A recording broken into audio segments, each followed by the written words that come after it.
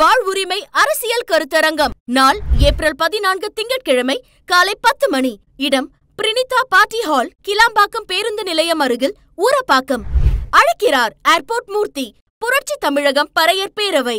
நம்ம பொன்முடியை குறை சொல்கிற அதே நேரத்தில் இந்த இந்துத்துவம் இந்து அப்படிலாம் சொல்லி ஒரு கும்பல் இங்கே தெரிகிறாங்கல்ல, அவங்களுக்கு முதல்ல நம்ம கடுமையான கண்டனங்களை தெரிவிக்கிறோம். ஏன்னா நாங்கள் தான் இந்துக்களின் ஹோல் அத்தாரிட்டி அப்படின்னு சொல்கிறவங்க இந்நேரம் பொன்முடியின் மயிரை பிடிச்சிருக்கணும்ல.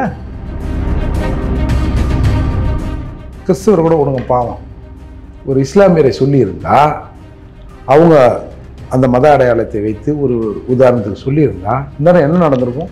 நம்ம துரைமுருகன் கூட வருத்தம் தெரிவிக்கிறார். ஏய், என்ன வருத்தம்? நீ பேசிய பேச்சால் நான் வருத்தம் அடைந்திருக்கிறேன். என்னோட வருத்தத்துக்கு ரெமடின்னா நீ மன்னிப்பு கேட்பது என்ன? இது புடுங்கிறதுக்கு நான் இவங்க ஏதாவது சொல்லிடுவாங்களாம், நாங்கள் வருந்துகிறோம். இப்போ தெரியுதா பெரியார் ரசிகர்கள் போய்ஸ் என்னன்னு? நாங்கள் பெரியாரே இப்படித்தான். அப்போ எவனும் நம்பலை. சரி, பெரியாரை தொடர்ந்து ராமசாமியை தொடர்ந்து வரவங்க அதை விட கேவலமாக இருக்கிறீங்கன்னு சொன்னோம். இப்போது நாங்கள் கேவலமானவர்கள் தான்.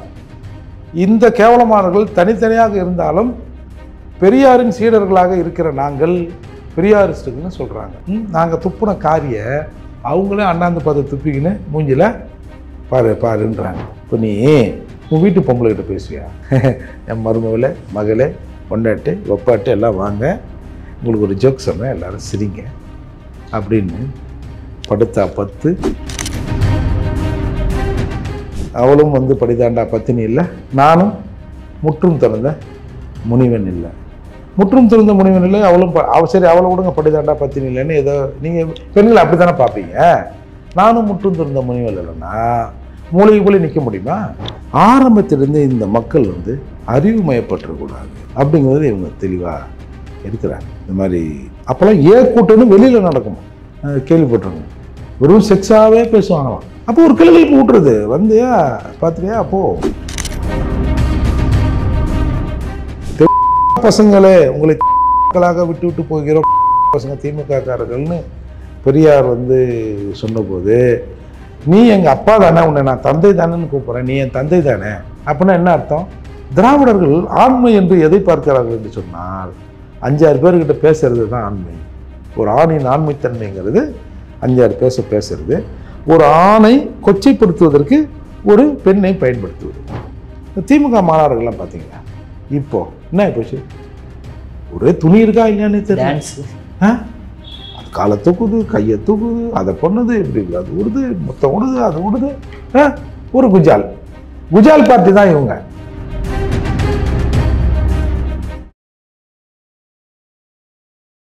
நேயபாரத நேயர்களுக்கு வணக்கம். இன்றைக்கி நம்ம நேர்காணலில் நம்ம சிறப்பு விருந்தினர் புரட்சி தமிழகம் பறையர் பேரவைத் தலைவர் மற்றும் வழக்கறிஞரான ஏர்போர்ட் மூர்த்தி சார் அவர்கள் நம்மளோட இணைஞ்சிருக்காரு. சார் வணக்கம் சார். சார், இப்போ பொன்முடி அவர்கள் பேசின பேச்சு மிகப்பெரிய வைரலாகிட்டு இருக்கு எல்லா பக்கமுமே. அவர் மேலே துறை ரீதியாகவும் நடவடிக்கை எடுக்கப்பட்டிருக்கு.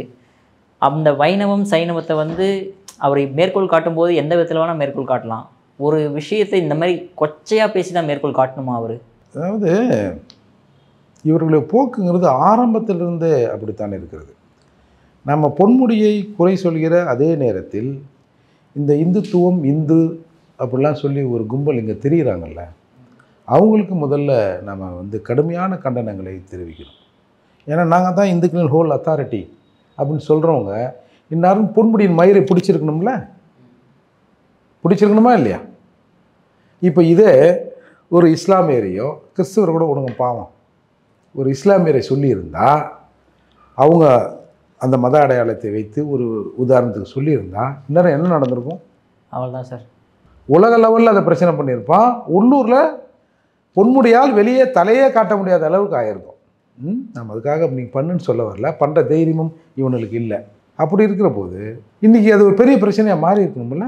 சார், இவங்க முதல்ல வருத்தம் தெரிவிக்கிறோம் அப்படின்னு ஒன்று சொல்லுவாங்க, பார்த்துருக்கீங்களா? நம்ம துரைமுருகன் கூட வருத்தம் தெரிவிக்கிறார். ஏய், என்ன வருத்தம்? நீ பேசிய பேச்சால் நான் வருத்தம் அடைந்திருக்கிறேன்.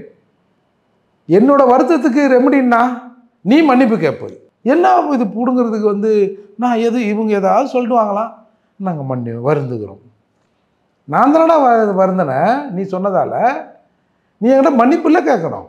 அப்போ இது எவ்வளோ பெரிய ஏமாற்று வேலை பார்த்தீங்கன்னா, அதாவது சார் ஒரு 4 பேர் தண்ணியை போட்டு மாப்பிள்ள நம்ம அங்கே போனவன் ஞாபகம் இருக்குதா, என்ன கேட்டாவோ அப்படின்னு சொல்லி பேசி ஒரு ரூமுக்குள் ஒரு நண்பர்கள், நெருங்கிய நண்பர்கள், அதுவும் புதுசாக எவனா வந்தால் நம்ம இமேஜ் போயிடும்பான்னு வாங்க, நெருங்கிய நண்பர்கள் பேசுகிற பேச்சு மாதிரி பெண்களை வைத்துக்கொண்டு பொன்முடி அவர்கள், அது கேட்டால் என்ன அசிஸ்டன்ட் ப்ரொஃபஸரா, பேராசிரியர், பேராசிரியர்னாலே கேவலம் தான் தமிழ்நாட்டில்.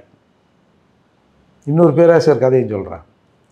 அப்போது பேசிட்டு பெண்கள்லாம் இருக்கிறாங்கன்னு வேற சொல்லிவிட்டு, நான் தான் இந்த மாதிரி லிஸ்ட்டுன்னா என்னை விட பெரிய லிஸ்ட்டு ராமகிருஷ்ணன், கோவை ராமகிருஷ்ணன். எந்த கோவை ராமகிருஷ்ணன்? ஏதோ பெரியாரை பற்றி, ராமசாமி நாயக்கரை பற்றி, செந்தமன் சீமான் ஏதோ சொல்லிட்டாருன்னு அப்படியே என் உயிரை கொடுப்பேன்னு கூட்டான வந்தா தெரியுமா முதல் தடவை? அவர் தானா சார்? வீடியோல தெரியல, பின்னாடி வந்து பேசிட்டு பேசினாரு. அவர் தான் அவர் கோவை ராமகிருஷ்ணன் என்ற தெலுங்கர். ஓகே. அப்போது தெரியுதா, இவங்க நாங்கள் வெவ்வேறு கட்சிகள் இருந்தாலும் நாங்கள் பெரியாரிஸ்டுகள் என்பதில் பெருமை அடைகிறோம். நாங்கள் பெரியாரிஸ்டுகள் தான். இப்போ தெரியுதா பெரியாரிஸ்டுகள் போய்ஸ் என்னன்னு? நாங்கள் பெரியாரே இப்படி தான். அப்போ எவனும் நம்பலை. சரி, பெரியாரை தொடர்ந்து ராமசாமியை தொடர்ந்து வரவங்க அதை விட கேவலமாக இருக்கிறீங்கன்னு சொன்னோம். இப்போது நாங்கள் கேவலமானவர்கள் தான். இந்த கேவலமானவர்கள் தனித்தனியாக இருந்தாலும் பெரியாரின் சீடர்களாக இருக்கிற நாங்கள் பெரியாரிஸ்டுகள்னு சொல்கிறாங்க. நாங்கள் துப்புன காரிய அவங்களே அண்ணாந்து பார்த்து துப்பிக்கின்னு மூஞ்சில் பாருன்றாங்க. இது சார், அது ஒரு நாகரிகம் வேணும்ல. ஒரு எதிரில் பெண்கள் இருக்காங்க சார், அவர்கள் அந்த மாதிரி கூட இருக்கட்டும். இவங்க பேசுகிற பேச்சு அப்படி தானே இருக்குது. நீங்கள் நான் ஏன் சொல்ல வரேன்னா, யாரும் தப்பாக எடுத்துக்கூடாது. செக்ஸ் பட்டிமன்றம் நடத்துவோம். அதில் வந்து கடவுள் கொள்கையை பரப்புவதில் காம சுவையை அதிகமாக கையாண்டது இது வந்து டாப்பிக்காக சைவமா வைணவமா அப்படின்னு கூட்டம் வைப்பாங்களாம். சரி, அரிப்படுத்த ஆம்பளை 4 பேர் போராடிச்சிங்க, பெண்களை அதிகமாக கூட்டி கொண்டு வந்து விடுவார். யார்? ரொம்ப டிக்கெட்டை வந்து அதிகமாக கொடுத்து பெண்களை அப்பொழுதே கோவை ராமகிருஷ்ணன் கூட்டி வந்து விடுவார்னா, ஆரம்பத்திலேருந்தே இவங்க பெண்களை கெடுக்கிற வேலையை தான் செஞ்சுருக்காங்க. கெடுக்கிறதுனா மனதளவில் அவர்கள் ஒழுக்க நடவடிக்கைகளை கெடுப்பது தான் இவர்கள் நோக்கமாக இருந்திருக்கிறது. ஏன்னா ராமசாமி சொன்னார்ல, திருமணம் பண்ணுவது ஒரு கிரிமினல் குற்றம் அப்படின்னு சொன்னார்ல, புள்ள பெற்றுக்காத, வந்து என்ஜாய்மெண்ட் வித்தவுட் ரெஸ்பான்சிபிலிட்டி அப்படின்னார்ல, அத்தானே இது. இப்போ நீ உன் வீட்டு பொம்பளைகிட்ட பேசுவியா? என் மருமகளே, மகளே, பொண்டாட்டு, ஒப்பாட்டு எல்லாம் வாங்க, உங்களுக்கு ஒரு ஜோக் சொன்னேன், எல்லோரும் சிரிங்க அப்படின்னு படுத்தா 10 பையன் வேறு சிரிக்கிறான். சின்ன பசங்களை வச்சு நம்ம பேசுகிறதுக்கே ஒரு மேலே இருக்குது. அடல்ட்டு தான் இருந்தாலும் நமக்கு ஒரு கூச்சம் இருக்குல்ல. படுத்தா 10 நின்ன 5. ஒரு ஃபேமஸான வசனம் ஒன்று இருக்குது சென்னையில், 5 10ன்னு. அது பல பேருக்கு தெரியும். இப்போ அதெல்லாம் ரேட்லாம் இருக்குதுன்னு வச்சுங்க, என்னன்னு தெரியல. இப்போது இவங்களை பிடிச்சி கேட்கணும், ஏன்பா அது என்னத்தம்பா ஆச்சு, ஏறிச்சா இறங்கிச்சாப்பா, இறங்க வாய்ப்பு இல்லை, எவ்வளோப்பா ஏறி இருக்குதுன்னு. அப்போது இவர்களோட நோக்கம் கிளுகிழப்பாக பேசணும். அதாவது ஒருத்தனுக்கு அறிவை போதிக்கின்ற எண்ணம்லாம் இவன் இல்லை. இவனுங்களுக்கு அது இருந்தால் தானே. இல்லாதவன் என்கிட்ட சிறப்பாக பகுத்தறிவுன்னு ஒன்று இருக்குன்னா, அறிவுனாலே அது பகுத்தறிவு தான். ஒரு பொருளை பகுத்தாய்ந்து பார்ப்பது தான் அறிவு. இப்போ ஒருத்தன் தப்பு பண்ணிட்டான், அவனடே ஏன்னா பகுத்தறிவு தாடா பண்ணாடா அப்படியா கேட்குறான். அறிவு இருக்கா? அறிவு இருக்கா? இன்னும் திங்கிறேன் அப்படி தானே கேட்குறோம். அப்போ அறிவு இல்லாத வேறு ஏதோ திங்கிறான்ல, அப்படி தானே அர்த்தம் அதுக்கு. இப்போ இவனுங்களை நம்ம அறிவுள்ளவன்னு நம்ம ஏற்றுக்க முடியுமா? அப்போ இவங்களாம் என்ன திங்கிறானுவோ, திராவிட லத்தையா என்னன்னு தெரியல. இது சார், இதை பெருமைப்படுத்துகிறாங்க பாருங்கள் நீங்கள். இது இவங்களுக்கு ஒன்றும் புதுசு இல்லை. இவங்க கரு உண்டாகுதில்ல, அதுலேயே குற்றம் சார். இவங்க உருவானது குற்றம், வளர்ந்தது பிறந்தது குற்றம், வளர்ந்தது குற்றம் சார்.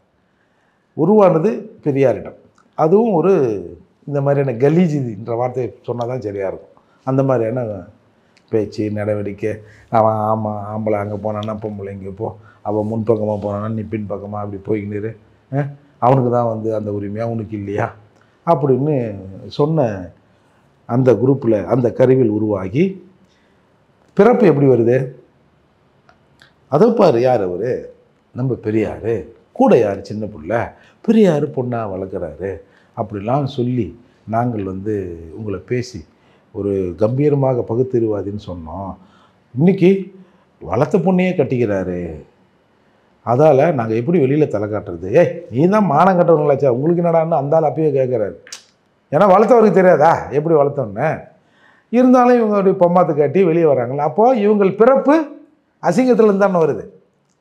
வந்த பிறகு இவங்க வளர்ப்பு, இவங்களா தனியாக வந்து வளர்கிறாங்க. என்ன கேட்குறாங்க? அதுக்கு ஒரு உதாரணம் ஃபேமஸாக சொல்லுவோம், மாற்றான் தொட்டத்து மல்லிகைக்கு மனம் உண்டு. அவளும் வந்து படிதாண்டா பத்தினி இல்லை, நானும் முற்றும் திறந்த முனிவன் இல்லை. முற்றும் திறந்த முனிவன் இல்லை, அவளும் சரி அவளை விடுங்க, படிதாண்டா பத்தினி இல்லைன்னு ஏதோ நீங்கள் பெண்களை அப்படி தானே பார்ப்பீங்க. நானும் முற்றும் திறந்த முனிவன் இல்லைன்னா மூளைக்கு போய் நிற்க முடியுமா? நீ முற்றும் திறந்த முனிவன் இல்லை தான்பா, உனக்கு ஆசை இருக்குதான்பா, மூளைக்கு மூளை முட்டின்னு நிற்பியா? முட்டியை பேத்துட மாட்டானோ? அப்போ இதை எப்படி பெருமைப்படுத்துகிறார்கள் பாருங்கள். கருணாநிதி அவர்கள் ஒரு 64 படங்கள்னு நினைக்கிறேன், 63 64 படங்களுக்கு கதை வசனம் எழுதுகிறார். நீங்கள் ஒவ்வொரு படத்தையும் பாருங்கள், 2 பொண்டாட்டியாக இருக்கும். ஒரு பொண்டாட்டி இருக்கும்போதே இன்னொருத்தனை வந்து ஈத்துன்னு ஓடுற மாதிரி இருக்கும். ஒரு பொண்டாட்டி இருக்கும்போதே ஒப்பாட்டியாக இருக்கும். இல்லை பொண்டாட்டி பிள்ளைகளுக்கும் ஒப்பாட்டிக்கும் சண்டையாக இருக்கும். இந்த மாதிரி தான் எல்லா கதைகளும் இருக்கும். அந்த சொந்த சகோதரன் சொந்த சகோதரியிடம் அவள் விபச்சாரி என்று அவகிட்ட போகிற மாதிரியும் அது வர மாதிரியும் அப்படி இருக்கும். இப்போ நீங்கள் இவங்களோட அந்த அந்த வளர்ப்புக்குதுல்ல, அதே அப்படி தான் நான் சொல்கிறேன். எப்படின்னா, நீங்கள் பார்த்துருப்பீங்க ஒரு பாட்டு ஒன்று, கடவுள் இருக்கின்றானா மனிதன் கேட்கின்றான். சரி, இது நியாயமானது. ஏன்னா கடவுளை கும்பிடுகிறவர்கள் கூட ஏதாவது ஒரு கஷ்டம் வந்தால், பாவி இந்த கடவுளை உனக்கு கண்ணு இல்லையா, நீ இருக்கிறியா இல்லையா அப்படின்னு கேட்பான். அவன் இருந்தால் உலகத்தில் எங்கே வாழ்கிறான். சரி, ஓகே. உடனே மனிதன் இருக்கின்றானா கடவுள் கேட்கிறான். இது எப்படி சார்? இது ஒன்று கடவுள் இருக்குன்னு சொல்லு, இல்லை இல்லைன்னு சொல்லு. நான் வந்து கோவிலை எதிர்க்கவில்லை, கோவில் கொடியவரையும் கூடாரமாகி கூடாது. நீ கோயில் வேணுமா வேணாண்ட அது சொல்லு. அப்போ உங்களுக்கு புரியுதா? எதெல்லாம் எல்லாமே இவங்க ரெட்டை தான். இந்த உங்களுக்கு ஃபேமஸான கருணாநிதி வசனம் ஒன்று தெரியும், பட்டை கொட்டை மொட்டை அப்படின்பாரு. அப்புறம் வந்து திருமணமாகாததற்கு இப்படி மூட்டு வலி வரும். இதெல்லாம் எவ்வளோ கொச்சைத்தனமான வார்த்தைகள். உங்கள் எம்பி இவ்வளவு அழகான எம்பியை பெற்றிருக்கீங்க. எப்போ அந்த அம்மாவுக்கு 60 வயசுக்கு மேலேயா? இது இவங்களுக்கு வந்து ஜோக்கா. ஒரு பெண்ணை இந்த மாதிரி பொதுவெளியில் கொச்சைத்தனமாக விமர்சிப்பது இவங்களுக்கு ஜோக்கு. புரியுதா? இப்போ வந்து அதே மாதிரி கருணாநிதி ஒரு ஃபேமஸான ஒரு விஷயம் ஒன்று இருக்குது, 18 21 கூட்டினா மனக்கணக்கு, 18 21 கூட்டினா மனக்கணக்கு. அதே 18 21 கூட்டின்னு போனால் காதல் கணக்கு. காதலுக்கு அர்த்தம் பாருங்கள். அதே மாதிரி விதவை விஷயம் சட்டமன்றத்தில் எழுப்பப்பட்டதாக சொல்லப்பட்ட விஷயம், விதவைக்கு தான் பொட்டு இல்லை, விதவை என்ற எழுத்திலும் அந்த வார்த்தையிலும் பொட்டு இல்லை. அதால் இந்த வார்த்தைக்கு ஒரு மறு வார்த்தை சொல்லணும். சரி, நியாயமான கோரிக்கையை நம்ம மதிக்கிறோம். அதுக்கு கருணாநிதி அவர்கள், முத்தமிழ் அறிஞர் டாக்டர் கலைஞர் அவர்கள் கொஞ்சம் மரியாதை சொல்லுவோங்க. கலைஞர் அவர்களின் பதில், கைம்பன் 1க்கும் மேற்பட்ட பொட்டுகள், அவன் புருஷன் இல்லைங்கிறான், நீ என்ன சொல்கிற 1க்கும் மேற்பட்ட புருஷன்கள். அதுக்கு அர்த்தம் அதுதானே, 1க்கு மேலே பொட்டுக்குதுன்னா பார்த்துங்க. அப்போ ஒரு விதவை அப்படின்னு சொன்னால் இப்படித்தான் அப்படின்னு இவங்களா அந்த பெண்களை கொச்சைப்படுத்துவது. அது மாதிரி எவ்வளவோ பெண்கள் விஷயத்தில் இவர்கள் வந்து சார், இவங்க திராவிடர்களுக்கு என்னமே இங்கே ஒரு கலாச்சாரம் இருக்கக்கூடாது. இப்பெல்லாம் சொல்லுவாங்க, இந்த கற்பை பற்றி சொல்லுவாங்க. என்ன கற்பு? என்னண்ணா பொம்பளைக்கு தானே, ஆம்பளைக்கெல்லாம் இல்லையா? உனக்கும் கற்பு எனக்கும் கற்பு. நீ அழிச்சுன்னா நான் அழிப்பேன், நீ 10 தடவை அழிக்கிறா நான் 10 தடவை அழிப்பேன். அதுதான் பெண் விடுதலை.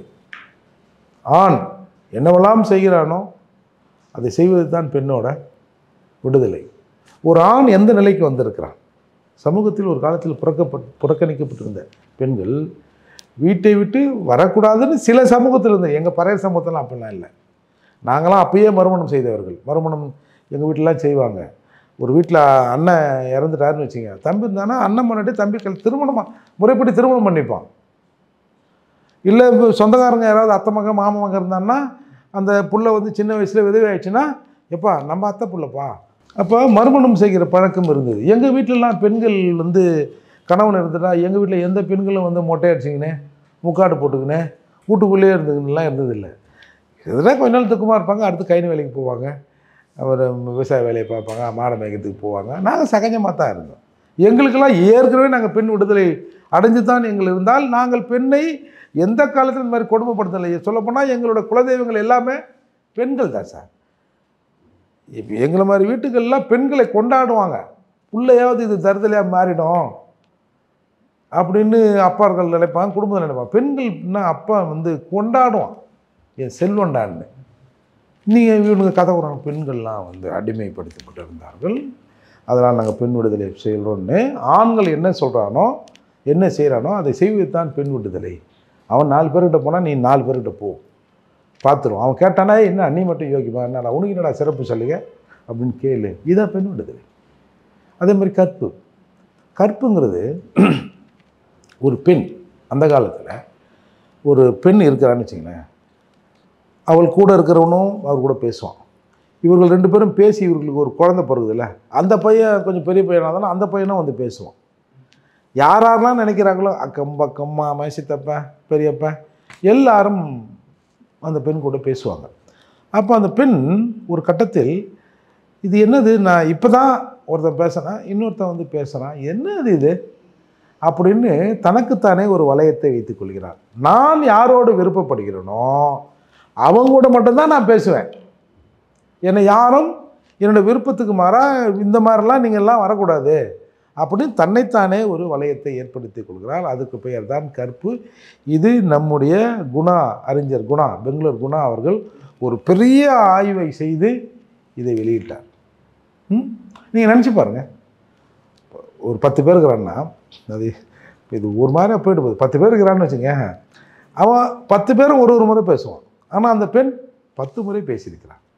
மனதாலும் உடலாலும் அவள் துன்புறுத்தப்பட்டிருக்கலாம். அதனால் அவள் வந்து அதிலேருந்து ஒரு தனக்குத்தானே ஒரு விஷயத்தை ஏற்படுத்திக்கொள். இது எவ்வளவு வந்து உணர்ச்சி பூர்வமானது. அந்த பெண் வழியிலிருந்து அவள் வந்து தனக்குத்தானே தேடிக்கொண்ட பாதுகாப்பு வளையம் அது. அதை இவன் கொச்சப்படுத்தியா, ஓ ஏன் நாங்களாம் கற்போடு இருக்கணுமா, நீங்களாம் இருக்கிறீங்களா, ஏன் உங்களை மாதிரி நாங்கள் அங்கே போகக்கூடாதா, நான் திருமணத்துக்கு முன்னாடி நான் அந்த ஊர் போனேன், இந்த ஊர் போனேன், அங்கே போனேன், இங்கே போனேன், திருமணம் பண்ணால் போக முடியுமா, ஏன் வீட்டு புருஷன் அந்த பக்கம் அனுப்பி பொண்டாட்டி இந்த பக்கம் போ, அதானே பெரியார் சொன்னார்ன்றீங்க. அப்போது இவர்கள் ஆரம்பத்திலிருந்து இந்த மக்கள் வந்து அறிவுமயப்பற்றக்கூடாது அப்படிங்கிறது இவங்க தெளிவாக இருக்கிறாங்க. இந்த மாதிரி அப்போல்லாம் கூட்டம்னு வெளியில் நடக்குமா, கேள்விப்பட்டிருங்க. வெறும் செக்ஸாகவே பேசுவாங்களாம். அப்போ ஒரு கிளுகிழப்பு விட்டுறது வந்து பார்த்துறியா. அப்போது அதாவது இப்போ நான் கூட இந்த கூட்டத்திலலாம் பேசியிருக்கேன். வந்து வீரமணி அவர்களை நம்ம கூட அரசியலாக விமர்சனம் பண்ணுறோம். என்னங்க இப்படி இருக்கிறீங்க, என்னங்க தமிழ்ன தலைவர்ன்றீங்க, திடீர்னு திராவிட அது இதுன்றீங்க, அப்புறம் கேட்டால் நான் திராவிடர் கழகம்ன்றீங்க, பொங்கலை வந்து திராவிட பொங்கல்ன்றீங்களுங்க சாமி அப்படிலாம் நம்ம விமர்சனம் பண்ணுறோம். சார் திராவிடத்தில் ஒருத்தர் விமர்சனம் பண்ணுறான், அது காசு கொடுத்தா நிறத்துலத்து கூட நடிப்பார், தூக்கிறதுக்கு ஆள் இல்லாமல் சாவாமல் கிடக்கிறாரு அப்படின்னு ஒரு திமுக பேச்சாளர் தான் அவர் பேசுகிறார். அப்போ இவர்களோட கலாச்சாரம் எப்படி புரியுது பார்த்தீங்களா. சரி, என்னை வந்து நீ இந்த விளம்பரத்தில் நடிச்சேன்னு சொல்லி அசிங்கப்பட்டிருக்கடா, காசுக்கு கொலைப்புன்னு சுபவியை வந்து சொல்கிறார், இந்த ராஸ்கல் ஒருத்தர் இருக்கான் காசு கொடுத்தா கொலைப்பான் அப்படின்னு சொல்கிறாரு. சரி, என்னை வந்து ஒரு பொது வெளியில் என்னை காசு கொடுத்தா கொலைப்பான்னு என்னை அசிங்கப்படுத்துகிறேன், உன்னை ஏற நான் பார்த்துக்கிறேன் அப்படின்லாம் அந்த வெஞ்சன்ஸ் இருக்கணும் சார். அப்படியே கூடி ஒன்றா நிற்கிறாங்க சார். அடுத்த சீனில் கட் பண்ணா டேய் இது வெக்கமானம் எதனா இருக்குதாடா உங்களுக்கு. அப்போது இவர்கள் இதுதான் சொன்னேன், அவர்கள் கரு உருவானதில்லை, கருவிலிருந்து உருவாகி பிறந்து வளர்ந்து இன்றைக்கி பெருசாக ஆகிற வரைக்கும் இதில் மாற்றம் இல்லை. இவங்க இதையெல்லாம் கடந்து நல்லபடியாக பேசினா தான் அதில் வந்து நமக்கு என்னடா திடீர்னு ஏதோ ஒரு மாற்றம் வந்துக்குது, எவனா மாற்றி கீத்தி விட்டானா அப்படின்னு நம்ம நினைக்க தோன்றும். நீங்கள் இன்னொரு பேராசிரியர் சொன்னீங்கல்ல, அது உங்களுக்கு ஒரு பர்சனலான விஷயம் கூட உங்களுக்கு தெரியும். சரி, நான் அதுக்குள்ளே போகலை. ஒருத்தன் அந்த விஷயத்தை பேசுகிற போது அதிமுக பேச்சாளர் சென்னையில் சாதாரணமாக சொல்லுவாங்க, அம்மண்ணா வேலையை பாரு அப்படின்னு சொல்லிட்டாங்க. உடனே அதுக்கு அந்த பேராசிரியர் சொல்கிறாரு, நான் அவங்க அப்பா இல்லை அப்படின்றாரு. இது எங்கேருந்து வருதுன்னா, பசங்களே உங்களை மக்களாக விட்டு விட்டு போகிறோம் பசங்க திமுக காரர்கள்னு பெரியார் வந்து சொன்னபோது, நீ எங்கள் அப்பா தானே, உன்னை நான் தந்தை தானேன்னு கூப்பிட்றேன், நீ என் தந்தை தானே அப்படின்னா என்ன அர்த்தம்? உன் மொண்டாட்டி தான் அந்த மாதிரி. உன் மொண்டாட்டி எனக்கு அம்மா இல்லை. அப்போ இவர் வந்து அவர் சொல்கிறாரு, எப்பா நீ எங்கள் அப்பா தானேப்பா அப்படின்னா அப்பாவோட முடிஞ்சிருமா? அம்மானு ஒரு பெண் கேரக்டர் வருது இல்லை அது. அப்போ எங்கள் அம்மா அப்படி தான் நீ ஒத்துக்கிற, அதுக்கு அதான அர்த்தம். கேட்டா அவர் சூத்திரர்கள் என்று சொல்கிற அந்த அர்த்தத்தில் அவர் சொன்னார். கண்ணீர் துளிகள் எதுக்கு சொன்னார்? அதெல்லாம் சொன்னோம்னா வெளியில் கேவலமாயிடும். அப்போது இவர்களோட வளர்ப்பு இப்படி தான். இவங்க இந்த கூட்டத்தில் ஒரு 3ஆம் தர 4ஆம் தர பேச்சாளர்லாம் ஒரு பெரிய லிஸ்ட் இருக்குது தெரியுமா? வன்னை ஸ்டெல்லா, வெற்றி கொண்டானு, தீப்பொறியா, பேருங்க தீப்பொறி ஆறுமுகமா? தீ எங்கே திரும்ப வைப்பேன், அதுங்கே வைப்பேன். தீப்பொறி ஆறுமுகம் இந்த மாதிரி அந்த நம்ம வெற்றி கொண்டான் பேச்செல்லாம் நம்ம கேட்டோம்னா அவ்வளவு வல்கராக இருக்குது சார். இலைமருவு காயாக பேசுறது வேற, அது இலக்கியங்கள்லாம் அந்த மாதிரிலாம் இருக்குது. அதை புரிந்து கொள்வதற்கு அறிவு வேணும். அது இல்லாத இடத்துல அதை ஓப்பன் பண்ணி கையில் கொடுக்குறானோ அப்படி பச்சைத்தனமாக வெளிப்படையாக. அதாவது கலைஞர் வந்து அவளை கூட்டு போயிட்டாரு, ஒன்று போலீஸ் தேடிச்சு, நம்ம தலைவங்கிட்ட ஆகுமா? ஏய் என்னையா அது, என்னது இது? அந்த மாதிரி பேசுறது இவர்கள். அதாவது திராவிடர்கள் ஆண்மை என்று எதை பார்க்கிறார்கள் என்று சொன்னால், 5-6 பேர்கிட்ட பேசுறது தான் ஆண்மை. ஒரு ஆணின் ஆண்மைத்தன்மைங்கிறது 5-6 பேசுறது. ஒரு ஆணை கொச்சைப்படுத்துவதற்கு ஒரு பெண்ணை பயன்படுத்துவது. ஆரம்பமும் அதுதான், முடிவும் அதுதான். அப்படின்னும் போது இப்போ நீங்கள் பார்த்துருப்பீங்க, செந்தமிழ் சீமானை கொச்சைப்படுத்துவதற்கு அவரை அரசியல் விமர்சனம் பண்ணுங்க, விமர்சனத்துக்கு அப்பாற்பட்டது யாருமே கிடையாது. ஆனால் சுபவி அவர்கள் பேசுகிறார், நாம் வந்து அந்த அம்மா பேரை சொல்லி அந்த அம்மாவை நம்ம மறந்துட்டோம், அந்த விஷயத்தை நம்ம பேசணும். என்ன விஷயம்? என்னை வந்து அதை பண்ணார், இது பண்ணார். கடைசியில் அந்த மனுஷன் ஆமாப்பா போங்கப்பா என்ன பார்ப்போம் அப்படின்ற அளவுக்கு அவரை கொண்டாந்து நிப்பாட்டானுங்க. அதுக்கப்புறம் என்னடா அப்படி இப்படி பேசியிருந்தோம், இதை வச்சு அசிங்கப்படுத்தலான்னு பார்த்தோம். அந்த மனுஷன் ஆமாம் இப்போ என்ன வேற என்ன அப்படின்னு கேட்டார். அப்படின்னு கப்சிப்புன்னு ஆகிட்டு இப்போ தேடுறாங்க வேறு என்னடா இதுன்னு. அப்போ நான் எதுக்கு சொல்ல வரேன்னா, இவர்கள் அந்த பெண் அப்படின்னா இவளை சந்தோஷத்துக்கும் பயன்படுத்தலாம், ஒருத்தனை சாக்கடை தள்ளத்துக்கும் இவளை பயன்படுத்தலாம். ஆக மொத்தம் ஆண்கள் பயன்படுத்துகிற ஒரு டூல் பெண். இந்த விஷயத்தை பேசினா சிரிப்பா, ஒன்று அவள் எதிரில் பேசுகிறோமே அவள் செருப்பு கொண்டு அடிப்பா அப்படின்னு கூட இவங்க நினைக்கிறது இல்லை. ஒரு சாதாரண ஒரு ஹியூமன் பீயிங் இந்த மாதிரி பேசுவாங்க சார். அந்த காலத்தில் நீங்கள் இந்த சினிமாக்கெல்லாம் போனால் எதனா ஒரு மாதிரி சீன் வந்தால் பசங்க கண்ண மூடுவாங்க, பார்த்துருங்களா சார்? அப்படி வளர்ந்து கொண்டு இருந்த சமூகம் சார் இது. இதில் இவனும் ஒன்றும் இல்லை சார். நீங்கள் பல நிகழ்ச்சிகள் நடக்குது சார். சிலதில் வந்து இந்த நாட்டுப்புற பாடல்கள், நாட்டுப்புற கலைகள்லாம் வந்து ஒரு மக்களை அந்த கூட்டம் தொடங்குவதற்கு முன்னால் அவர்களை ஒரு உற்சாகப்படுத்துவதற்கு சில அறிவுபூர்வமான சில விஷயங்களை சொல்வதற்கு பல நிகழ்ச்சிலாம் நடக்குது சார். இந்த திமுக மாநாடுகள்லாம் பார்த்தீங்களா? இப்போது என்ன ஆகிப்போச்சு, ஒரே துணி இருக்கா இல்லையானே தெரியல. அது காலை தூக்குது, கையை தூக்குது, அதை பண்ணுது, இப்படி அது விடுது, மொத்தம் விடுது, அது விடுது. ஒரு குஜால் பார்ட்டி தான் இவங்க.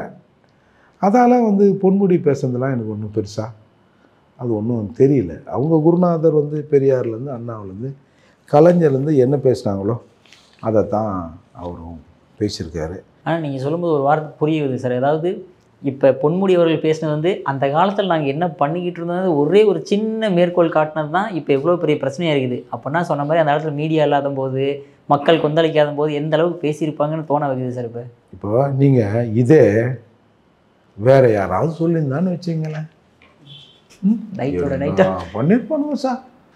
இந்த கம்யூனிஸ்ட் இயக்கம், பெண்ணியவாதிகள் எல்லாம் அப்பா எல்லாம் பஜாரி கோலமாக தலையை வரிசைன்னு வந்து புடிடா அந்த தூமையை, புடிடா அவனை, அப்படி இப்படின்னு ஏதாவது பேசியிருக்கோம்ல. கப்சிப்படி இருக்குதா சார்? கனிமொழி அவர்களே பேசிவிட்டார். கனிமொழி அவர்கள் கண்டனம் தெரிவித்தார் சொல்ல, கனிமொழி அவர்களே சொல்லிவிட்டார்னா என்ன அர்த்தம்? அப்போ தெரியுதா இவங்க நோக்கம்? இவங்க வெளியில் வந்து சொல்லுவாங்க 30 பெண்களுக்கு சொத்துரிமை வாங்கி கொடுத்தவர் கலைஞர். இல்லை அரசியல் அமைப்பு சட்டத்தில் இல்லாமல் வாங்கி கொடுத்துட்டாரா? சரி, 33%. சரி, உங்கள் கட்சியில் காட்டு. நான் 33 உங்கள் கட்சியில் காட்டுறா. நீ தலைவர், இளைஞரணி நீங்கள், மகளிரணி உங்கள் வீட்லேயே, அது கூட ஆணாக இருந்தால் வேறு வாய்ப்பு இல்லை. அப்போது இவங்களோட நடிப்பு தெரியுதுங்களா? இவங்கள் பார்வையில் பெண் என்பவள் ஆணுக்காக சமைக்கப்பட்டவள். ஆணை எப்போதெல்லாம் நுகர்வதற்கு, ஆணை எப்போதெல்லாம் பயன்படுத்துவதற்கு நினைக்கிறானோ அதை இவர்கள் செய்து கொள்வார்கள். ஆனால் வெளியில் வந்து நாங்கள் பெரிய பகுத்தறிவாதி, பெண் விடுதலை தான் எங்கள் நோக்கம் அப்படின்னு வெளியில் பேசிட்டு தாப்பால போடுற கூட்டம் தான் இந்த கூட்டம். அதால் அநாகரிகத்தின் உச்சம் இது. ஒரு பெண்களை வைத்துக்கொண்டு இப்படி பேசுவது அநாகரிகத்தின் உச்சம். ஆனால் இவர்கள் தான் நாகரிகவாதிகள் என்று வெளியே சொல்கிறாங்க.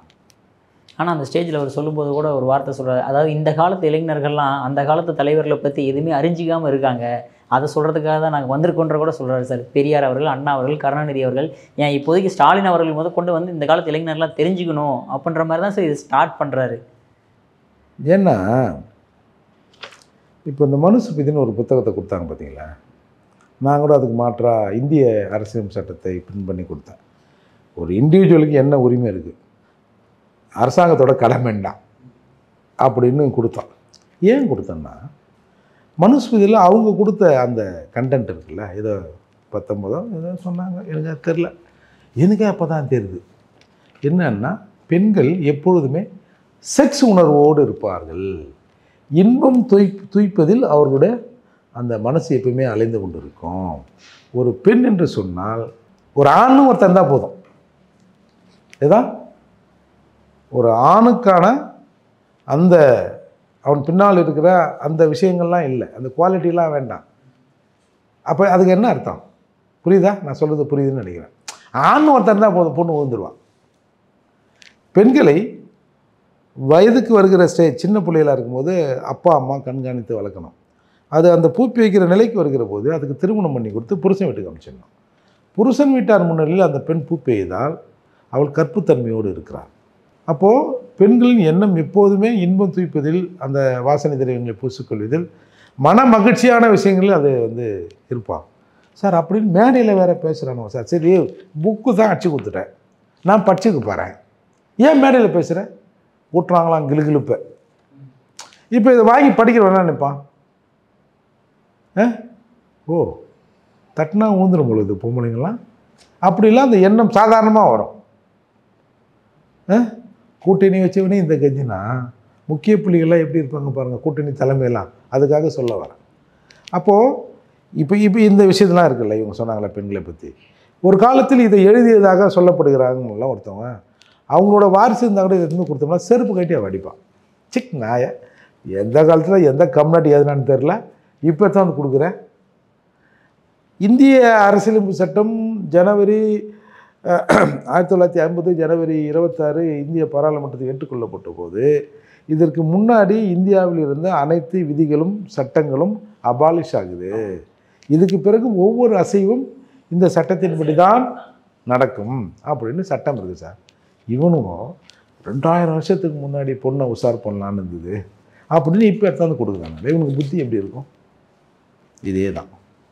அப்போது நம்ம நாட்டில் பெண்கள் தெய்வமாக வழிபடுத்தப்படுது. இவன் ஏன் நீங்கள் பேசிக்காக ஒன்று புரிஞ்சுங்க, ஏன் பகுத்தறிவு அப்படிங்கிறது கடவுள் மறுப்புன்னு வச்சான்? எவ்வளோ விஷயங்கள் இருக்குது. எதுக்கு வந்து பகுத்தறிவுனால உனக்கு கடவுள் மறுப்பு? சார், கடவுள் என்னும் அந்த இறையச்சம் இருக்குல்ல, இப்போ நீங்கள் எல்லா மதத்திலும் இறையச்சம் பாவிக்கப்படுகிறது, சொல்லப்படுகிறது. அதுவும் குறிப்பாக சொல்லப்போனால் இஸ்லாத்தில் வந்து இறையச்சம் பயங்கரமாக இருக்குது. ஏய், அதை கொண்டு வர்றா, இதை கொண்டு வர்றான்னு. அதே மாதிரி கிறிஸ்துவத்திலும் இருக்குது. ஏன் வந்து இந்த இந்து அப்படிங்கிற லைனில் கடவுளே இல்லைன்னா? பெரும்பான்மையான மக்கள் இங்கே இருக்கிறாங்கல்ல, ஏன் கடவுள் இல்லைன்னா? சார், கடவுள் பயம் ஒன்று இருந்தால் இப்போ என்ன சொல்லுவாங்களே, ஏய் பொய் சொல்லாத, சாமி கண்ணை குத்திரும். சின்ன வயசு எதுக்கு சொல்லி வளர்க்குறான்? இந்த சாமி இது வரைக்கும் எத்தனை பேரை கண்ணை குத்திக்குது? அப்போது அந்த ஒரு இறையச்சத்தை மனதில் விளைத்தால் பொய் சொன்னால் சாமி கண்ணை குத்திரும், தப்பு செஞ்சோம்னா கடவுள் நம்மளை தண்டிப்பார் அப்படிங்கிற எண்ணம் வந்ததுன்னா நாடு நல்லா இருக்கும், மக்களும் நல்லா இருப்பாங்க, கேள்வி கேட்பாங்க, தப்பு செய்ய மாட்டாங்க. தப்பு செய்வதற்காக பிறந்தவர்கள் இறையச்சம் இருந்தால், கடவுள் நம்பிக்கை இங்கே இருந்தால் நம்ம ஒன்றும் பண்ண முடியாததுக்காக கொள்ளையடிப்பதற்காக உருவாக்கப்பட்டது தான் இந்த கடவுள் மறுப்பு. அதோடு நிப்பாட்டாம பாருங்க. இப்போ கிரகணம் பிடிக்குது சார், இப்போ நம்ம அதை பகுத்தறிவு இல்லை, பகுத்தறிவே இல்லை, அறிவுங்கிறது என்னது? என்ன அது 2024 கிரகணம் பிடிக்குதுன்னு எத்தனை ஒரு 100-200 வருஷம் முன்னாடி எழுதிக்கிறான். இப்படி எழுதுறான், எப்படி இங்கே உட்காந்து மேலே இத்தனை கோல் சுற்றுதுன்றான்? ஏன் டெலாஸ்கோப்பே இல்லையா? எப்படி அதை சுற்றுதுன்றான்? அப்படிங்கிறது தான் அறிவு. அதை தோண்டி நோண்டுவது தான் அறிவு. இவனும் கிரகணம் அன்றைக்கி சாப்பிடாதீங்கன்னா நல்லா அடையார் ஆனந்தம் போனால் எங்கேயும் ஒரு நல்ல ஹோட்டலில் வாங்கி வாழையில் போட்டு சாப்பிடுவோம். என்ன அது பார், ட்ரெயினில் போனால் ட்ரெயின் ட்ராக்கில் உட்காந்து ட்ரெயின் வந்து ஆக்சிடென்ட் ஆகிடுவா, செத்து ரூபான்றேன். அது எப்படி ஆகிடும்? நாங்கள் போய் உட்காருலையா? அப்போ தெரியுதா இவங்களோட அந்த பகுத்தறிவுன்ற வார்த்தையை வச்சு அறிவுக்கு புறமான வேலைகளை செஞ்சு அறிவற்ற சமூகமாக தமிழினத்தை மாற்ற வேண்டும் என்று தமிழர் அல்லாதவர்கள் செய்த புரட்டு தான் இந்த விஷயங்கள் எல்லாம். இது இப்போது இவர்கள் வந்து ஒன்று ஒன்றா அப்படி சமயம் கிடைக்கிற போது பழைய சிநேகிதம் இல்லை. இப்போ நம்ம அவர் கோவை ராமகிருஷ்ணன் பழைய சிநேகிதம் தான். அவங்களுக்கு ஒரு இப்போ தான் எல்லாருக்குமே ஒரு எண்ணம் வரல. இப்போ நான் கூட இருக்கிறேன், இப்போ என் கூட இந்த எட்டாவதுலேருந்து நாங்கள் ஒரு 3 பேர் ஒன்றா படித்தவங்களாம் நண்பர்களாக இருக்கிறோம். இப்பவும் இருக்கிறோம், கிட்டத்தட்ட 20-30 வருஷமாக இருக்கிறோம். இப்போ என்ன, அப்போ நாங்கள் சந்திச்சேன்னு வச்சிங்க, எங்களோட உரையாடல்கள் எப்படி இருக்கும்? அந்த காலத்தில் அதை நம்ம யாருக்கிட்டையும் பகிர்ந்துக்க முடியாது. வெளியில் சொன்னே இப்படிலாமாடா நீங்கள் படிக்கும்போது இருந்தீங்க அப்படின்னு கேட்பாங்கல்ல. அந்த மாதிரி இவங்க அதை தனியாக பேசுகிறத விட்டுட்டு இவங்கள் பேசியதை இவங்களை செய்ததை பொது வழியில் போட்டு எல்லாரையும் இன்றைக்கு அசிங்கப்படுத்தியிருக்கிறார்கள். நான் திரும்பவும் சொல்கிறேன், இதில் நான் வந்து குற்றம் சொல்ல வேண்டியது இந்த இந்துன்ற பேரில் இருக்கான் பாருங்கள், அவங்கள தான் நான் குற்றம் சொல்லுவேன். அவன் அப்படி தான் இருப்பான், அவன் வாயை திறந்தா சாக்கடை தான். சாக்கடையை ஒரு மூடி போட்டு மூடணுமா இல்லையா? அவன் சாக்கடை தாம்மா, அது நாரிந்தாம்மா இருக்குன்னு போயின்னு இருந்தால் எப்படி? இது இன்றைக்கி இதை பேசுவாங்க, நாளைக்கு இன்னொருத்தர் பேசுவார். சார், நான் வந்துங்க இங்கே வந்துங்க இவங்க ஏதாவது ஒரு உதாரணம் ஒருத்தர் இழிவாக பேசணும் அப்படின்னா, சார் ஒரு படம் எடுக்கிறான் சார், ஒரு கேரக்டரை போட்டு அவர் மவுண்ட் ரோடில் ஒன்று கிடைக்கிறார் சார் அந்த உடுப்போட. நாம் இது வேறு ஒரு தெய்வத்துக்கு இதை பண்ண முடியுமா சார்? நீங்கள் இந்த மத நம்பிக்கை கூட விட்டுருங்க, பெரும்பான்மைன்னு ஒன்று இருக்குல்ல சார், அந்த பெரும்பான்மையை நம்ம சீன்றோம் அப்படின்னு அவங்களுக்கு தெரியல பாருங்கள். பெரும்பான்மை இங்கே சோம்பேறி கூட்டமா என்னவோ நடக்குது அப்படின்ற மாதிரி இங்கே இருக்கிறாங்கல்ல, அதுதான் சிக்கல். அப்படி இல்லைன்னு சொன்னால் தமிழர்களாக இவர்கள் விழித்து கொண்டால் எவனாவது திராவிட அங்கவான்னு கூடுவோமா? டப்புன்னு அடிச்சிருவான்ல, யாரா திராவிடன்ற, நான் தமிழன் தானடா அப்படின்னு நடக்கும்ல. ஆகவே இதையெல்லாம் வந்து இங்கே இருக்கிற மக்கள் தான் நாம் புரிஞ்சுக்கணும். இந்த பொன்முடி விஷயத்தை இப்படியே விட்டுட்டோம்னா இன்னொரு மயிர்முடி வரும், இன்னொரு வெள்ளை முடி வரும், தொடர்ந்து கொண்டே இருக்கும். அதனால் பார்க்குறவங்க இந்த ஹோல் அத்தாரிட்டி வாங்க. ஹோல் அத்தாரிட்டிங்கெலாம் வந்தீங்கன்னா மக்கள் வந்துடுவாங்க சார். இப்போ நீங்கள் போட்ட அந்த இதில் கூட நான் பார்த்தேன், பல பெண்கள் செருப்பெல்லாம் எடுத்து காட்டுறாங்க. இவங்களுக்கு இவங்க இப்படி தான் இருப்பாங்க. நான் வாழும் மணியம்மையாக பார்க்குறேன் அப்படின்னு ஒரு கேரக்டரை சொல்லியா, இன்னொரு கேரக்டர் இவ்வளோ பெரிய உடம்பை வச்சுக்கின்னு இவ்வளோ வனப்பும் அழகும் வைத்துக்கொண்டு இப்படி நளினமாக ஆடுறீங்களே, எப்போ சொன்னாங்க இறுதி போர் நடந்து கொண்டிருந்த போது அது என்னது மானாட மயிலாட, மான் எங்கே ஆடும் மயில் எங்கே ஆடும் ரெண்டும் ஒன்றா சேர்த்து ஆடுமான்னு எனக்கு தெரில. இருந்தாலும் இவர்கள் பெரிய அறிவாளிகளில் எதுக்கு முனையாக மானாட மயிலாட எது ஆடிச்சுன்னு தெரில. அதை ரசித்து கொண்டிருந்தவர்கள் தான் நம்முடைய தலைமை பொறுப்பில் இருந்தவர்கள். அதால் இவங்க முழுக்க முழுக்க ஒரு விழாவில் கூட நம்முடைய முதல்வர் அன்றைக்கி பேசினார். அவருக்கும் எனக்கும் ஒரு ஒத்துமை இருக்குது. அவருக்கும் 2 பொண்டாட்டி, எனக்கும் 2 பொண்டாட்டி. சரி, அவங்களோட 2வது பொண்டாட்டி பேரும் ராவில் ஆரம்பிக்கும், என்னோட 2வது பொண்டாட்டி பேரும் ராவில் ஆரம்பிக்கும். அவளோட 2வது பொண்டாட்டியும் அழகு, என்னோட 2வது பொண்டாட்டியும் அழகானவங்க. இது இது என்னது இது என்ன கம்பேரிசன்? ஒரு திருமண விழாவில் பேசுகிறாங்க. அவர் லாபமாக சீப்பை எடுத்து வாரியதை பார்த்த பிறகு அப்படியே மயக்கமாகி போச்சு. இதை பார்த்துவிட்டு நான் அவருடைய மனைவியும் பார்க்கிறேன்.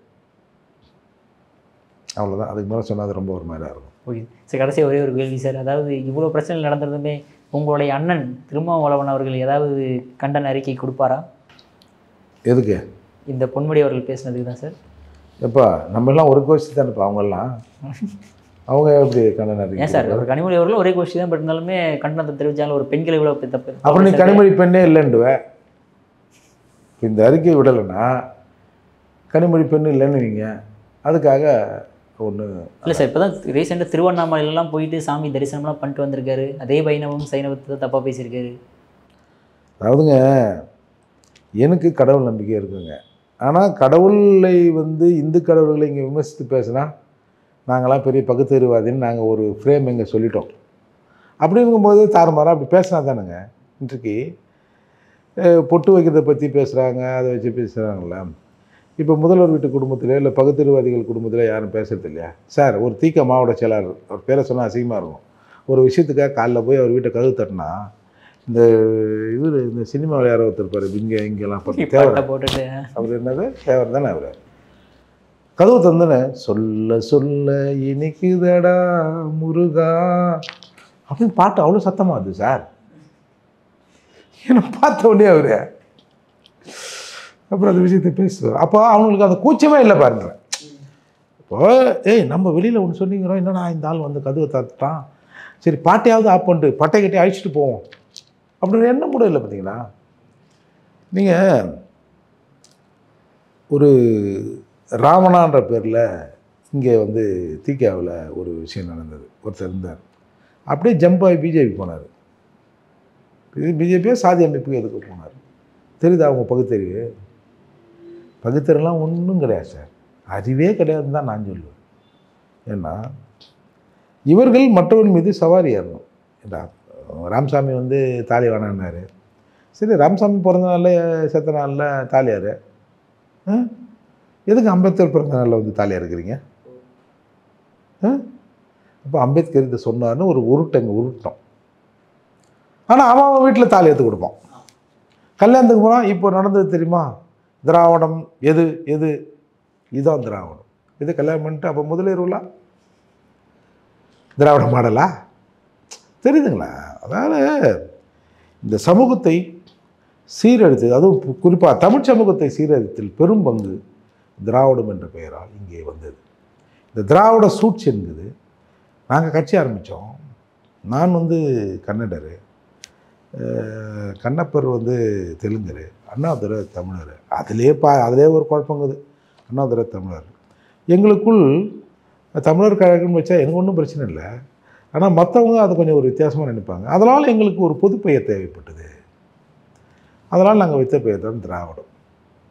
அப்போ இதில் அதில் அர்த்தமே இல்லைன்னு தானே அர்த்தம். அதால் அர்த்தம் இல்லைன்னா அப்புறம் வேறு என்ன சொல்லணும்? இப்போ ஒரு படத்தில் கதை இல்லை, ஒரு 4 சீனை போடு, செக்ஸ் சீனை, 2 பாட்டை போடு, 2 குத்துப்பாட்டை போடு, 2 சண்டையை போடு, படத்தை முடி, அவ்வளோதான் சார் திராவிடம். சார் சூப்பராக திராவிடத்துக்கு அற்புதமான எக்ஸ்பிளைன் கொடுத்தீங்க சார். உங்கள் பொன்னான நேரத்தில் இளைய பாரதம் நேரில் ஒதுக்குனதுக்கு மிக்க நன்றி சார். பறையர் வாழ்வுரிமை அரசியல் கருத்தரங்கம் நாள் ஏப்ரல் 14 திங்கட்கிழமை காலை 10 மணி. இடம் பிரினிதா பார்ட்டி ஹால், கிளாம்பாக்கம் பேருந்து நிலையம் அருகில், ஊரப்பாக்கம். அழைக்கிறார் ஏர்போர்ட் மூர்த்தி. புரட்சி தமிழகம் பறையர் பேரவை.